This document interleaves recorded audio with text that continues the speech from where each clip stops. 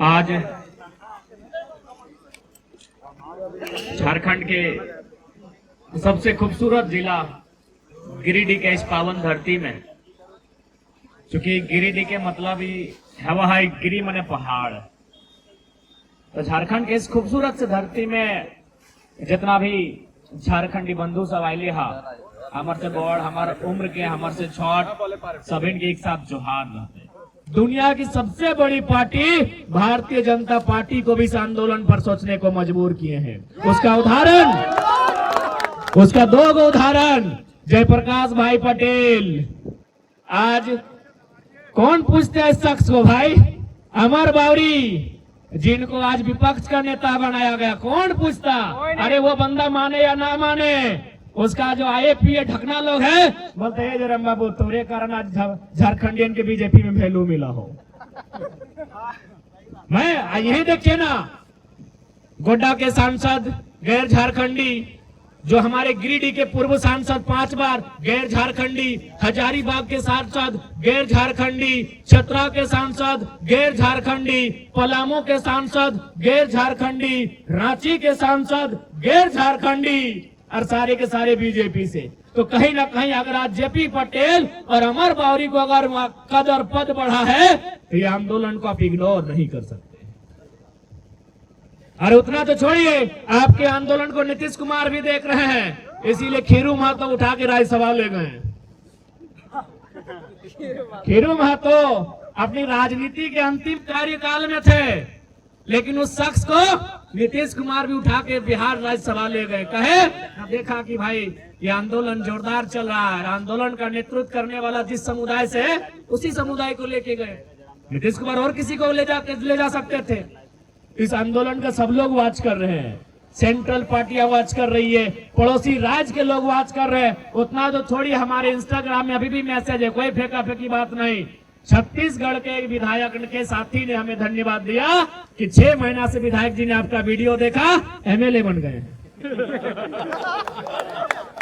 वो झारखंड में शायद कहीं डिफेंस की नौकरी करते थे, अब कहां करते थे हमको उतना नहीं मालूम, हमने उतना जानकारी भी नहीं लिया। बोला 6 महीना पहले उनको किसी ने लिंक भेजा था यूट्यूब का, किस लड़के को फॉलो करो, इसकी तरह अपने आप को ढालो, और उन्होंने 6 महीना में रिजल्ट दिया, छत्तीसगढ़ से एमएलए। तो आज ये एकाएक इतनी सारी चीजें अगर घटी हैं तो कहीं ना कहीं हमारी आइडियोलॉजी के कारण हम लोग जितनी प्रखरता के साथ, जिनकी मुखरता के साथ बातों को रखते हैं, और उन बातों को रखते हैं जिनको रखने के लिए एमपी एमएलए की हवा टाइट हो जाती है। उतना तो छोड़िए, आपका बगल का जो विधायक है सुदीप सोनू, जितना जो चकता पुचकता है, उसको पूछिए कहाँ से चकता, सब हमारा भाषण कॉपी करता है कि हमने बोला, उनका आदमी बोला है। देखिए जितना तो उछल कूद करते हैं सुदीप सोनू, पूछिएगा अरे दिन में हमको कितना गरिया आए, कितना हमको इग्नोर करे, रात को सब वॉच करता है कि छोड़ा कर रहा। पूछिए उनको, हाथ रखवाइए गीता में उनको, कहिए देखते हैं कि नहीं देखते हैं, रखवाइए मुख्यमंत्री को हाथ रखवाइए, जो भी उनका धार्मिक मान्यता है, आस्था है।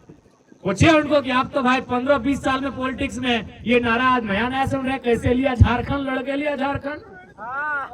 ये नारा भले पुराना है, लेकिन इस नारे को जिंदा करने वाला शख्स हम है। पूछिए माननीय मुख्यमंत्री को। इसलिए आज इस बात को जानिए कि आंदोलन महज एक आंदोलन नहीं, ये झारखंड का जीर्णोद्धार करेगा। और नहीं तो इसी प्रकार आज हमारी स्थितियां, आज एक आम व्यक्ति क्या हो रहा है, आम व्यक्ति प्रत्येक दिन गरीब हो रहा है, क्योंकि सदन में ढंग से चर्चा करने वाला कोई नहीं, हर कोई कॉर्पोरेट का समर्थन में। आज माननीय मुख्यमंत्री कैसे हमारे साथ आएंगे? हाल ही फिलहाल उनकी एक चचेरी बहन का शादी हुआ, टाटा ने 80 लाख खर्चा किया। बताइए वो कैसे टाटा के अतिक्रमण के खिलाफ जाएंगे? बताइए कैसे जाएंगे? ये कैसे संभव है कि माननीय मुख्यमंत्री की चचेरी बहन की शादी में जो टाटा 80 लाख फाइनेंस करता है, पंडाल में, तिरपाल में, लाइट में, आप उनके खिलाफ कैसे जाएंगे? इसलिए आज ये समस्याएं जो हमारे पास आके खड़ी हैं, इसका समाधान, पहला लक्षण पॉलिटिक्स से ही होगा। आज जो लंबी लंबी सड़कें आती हैं, कोई सदन में चर्चा करने के वाला नहीं बैठा है, जो हमारी जमीनों पर, हमारी नौकरियों पर, हमारे उद्योगों पर, हमारी नीतियों पर चर्चा कर सके। इसलिए आज जितने भी नौजवान यहाँ पर आए हैं, मैं उनसे करबद्ध प्रार्थना करूंगा कि आप 2024 का जो लोकसभा चुनाव होगा, विधानसभा चुनाव होगा, मैं आग्रह करूंगा कि भारत में किस मुद्दे पे लड़ा जाएगा मैटर नहीं करता है। झारखंड में अगर लड़ा जाए तो झारखंडियत के मुद्दे पे लड़ा जाए, विस्थापन के मुद्दे पे लड़ा जाए, रोजगार के मुद्दे पे लड़ा जाए। ये हम आपसे आह्वान करना चाहते हैं कि झारखंड में एक ऐसा परिवेश बनाइए, एक ऐसा माहौल बनाइए जो इंडिया पाकिस्तान के नाम से झारखंड में ना लड़ा जाए। रोजगार का मुद्दा हो, विस्थापन का मुद्दा हो, पलायन का मुद्दा हो, ये मुद्दा हमारा प्राथमिकता रहे। एक ऐसा माहौल क्रिएट कीजिए, और नहीं तो फिर हम वोट दे लेंगे और हमारी 12 लाख की आबादी कहां। कोरोना काल ने आपने देखा, वो तो रजिस्टर्ड हुआ था 12 लाख, अनरजिस्टर्ड कितना होंगे? 20 लाख आबादी हमारी बाहरों में भटक रही है। कहे भाई 40% का नहीं संपदा, 50 से 60 हजार हमारे पास रजिस्टर्ड छोटी से बड़ी कंपनियां।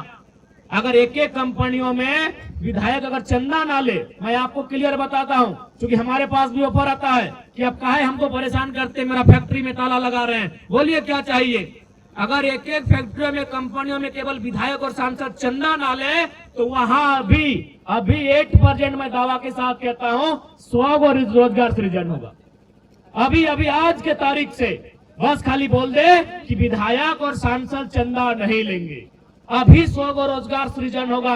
अब मान के चलिए झारखंड में गूगल कीजिए कितनी कंपनियां हैं, नहीं करने से भी कुल मिलाकर तो खैर 50,000 के आर पार है, लेकिन ढंग की मुझे लगता है 30,000 कंपनियां झारखंड में हैं। अगर आज के डेट में हमारे एमपी एमएलए चंदा का धंधा छोड़ दें तो 30,000 गुना 100 कीजिए, यानी 30,000 में अगर 2 जीरो डालेंगे तो कितना होगा आप सोच लीजिए, सीधे 30 लाख का आंकड़ा होगा, सीधे 30 लाख का आंकड़ा होगा। ये मजाक का विषय नहीं है। मैंने बार बार कहा नेताओं की नियति साफ होनी चाहिए, उनका नियत जिस दिन साफ होगा झारखंड में रोजगार का कोई कमी नहीं है। आज कोई भी, क्योंकि हम लोग धनबाद बोकारो से आते हैं, कोई भी नया माइंस आता है तो विधायक जी को 5 लाख का महीना, सांसद जी थोड़ा सा पावरफुल है उनको 10 लाख का चंदा, 2-4 को लठे थे उनको 1.5 लाख 2 लाख 50,000 का चंदा। ये चंदा का धंधा अगर ये नेता लोग बंद कर देंगे तो हर एक कंपनियों में, हर एक फैक्ट्रियों में जो रोजगार मिल रहा है उसको छोड़कर एक्स्ट्रा 100 रोजगार पैदा होगा। मुझे लगता है वो 30 लाख बहुत बड़ी राशि, बहुत बड़ी संख्या होती है,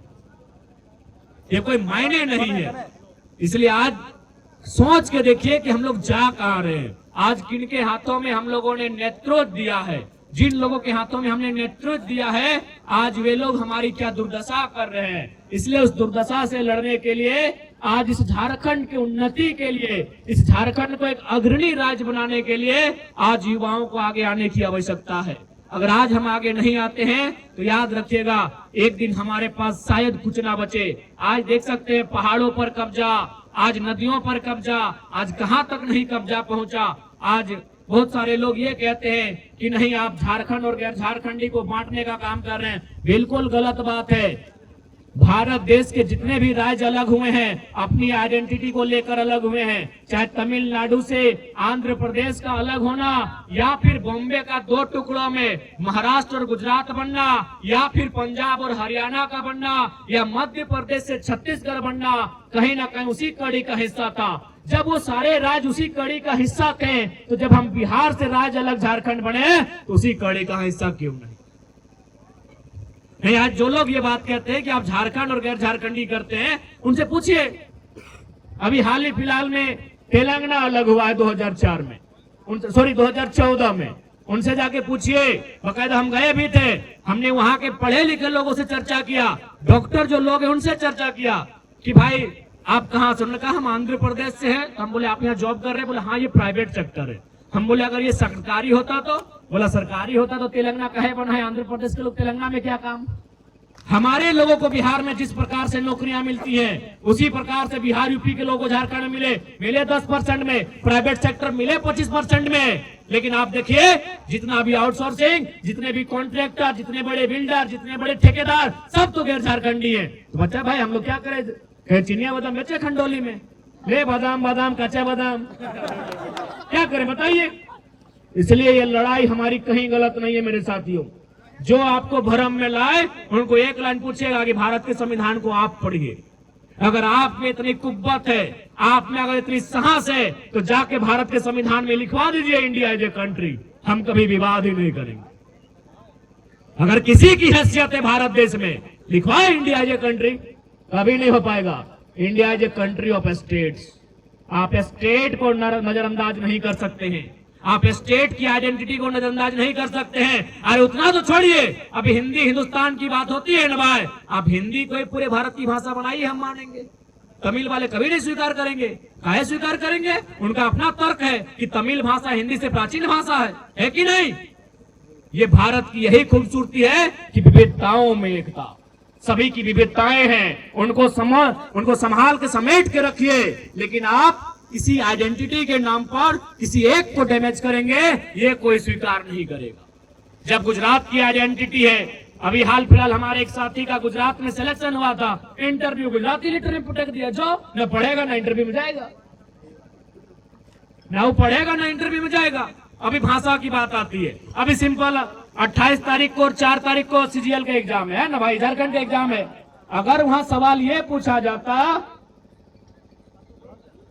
कि गोदनी ढेकिया कूटा हल, ढेकिया कूटते कूटते कानी अंगरिया छछाए ले, राजस्थान के आदमी को समझ में आएगा? बताइए, आप बताइए। सवाल तो यही होता है।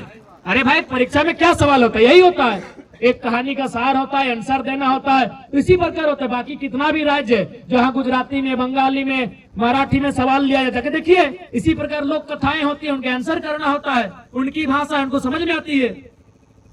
तो बताइए कौन समझता कि बुदनी ढाकिया कुटा हले, कुटते कुटते कहानी अंगरिया कुटाए ले। ये समझता? असम का आदमी समझता? नहीं समझता। तो ये है भाषा की ताकत। इसलिए भाषा के प्रति बिल्कुल कट्टर होना पड़ेगा। हम सम्मान सभी भाषा का करते हैं, लेकिन भैया कानूनी मान्यता उन्हीं भाषाओं को मिलेगी। नहीं होता झारखंड में जिला वाइज दीजिए, बुद्धिजीवियों की बैठक बुलाइए, लेकिन आप झारखंड की आइडेंटिटी को इस प्रकार तौहीन नहीं कर सकते हैं। यदि आज झारखंड की आइडेंटिटी तौहीन हुई और अगर हम चुप बैठे, आज तो 20 लाख लोग बाहर हैं, कल वो कहीं 40 लाख की संख्या ना पार करें।